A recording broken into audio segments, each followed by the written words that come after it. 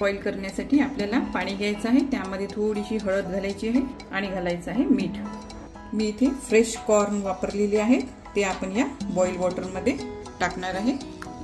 ती आपण fresh corn घेतलेले आहे, त्यामुळे आपल्याला हे खूप जास्ती बॉईल करायचे नाही आहेत. हे कॉर्नचे दाणे आपल्याला एका स्ट्रेनरवर काढून घ्यायचे आहेत. आता आपल्याला यामध्ये कॉर्नफ्लोअर टाकायची आहे आणि घालायचा आहे मैदा. याला छान कोटिंग करायचं आहे. एक्स्ट्राचा मैदा आणि कॉर्नफ्लोअर ही खाली पडताना तुम्ही बघत आहात. तेल चांगलं गरम झालेलं आहे.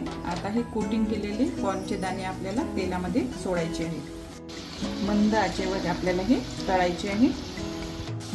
कॉर्न आपले चांगले क्रिस्पी झालेले आहे, ते एका टिश्यूवर काढून घ्यायचे आहे. एक पॅन घ्यायचा आहे, त्यामध्ये अगदी बारीक चॉप केलेला लसूण आपल्याला घालायचा आहे, बारीक चॉप केलेला कांदा, त्यानंतर बारीक कट केलेली हिरवी मिरची, त्यानंतर रेड पेपर आणि येलो पेपर आपण इथे टाकणार आहे. हे सर्व छान मिक्स करून घ्यायचं आहे. थोडासा सोया सॉस आपण यामध्ये घालणार आहे.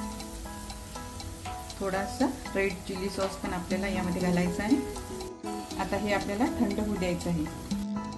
सारण आपलं थंड झालेलं आहे, त्यामध्ये आपल्याला हा तळलेला कॉर्न टाकायचा आहे,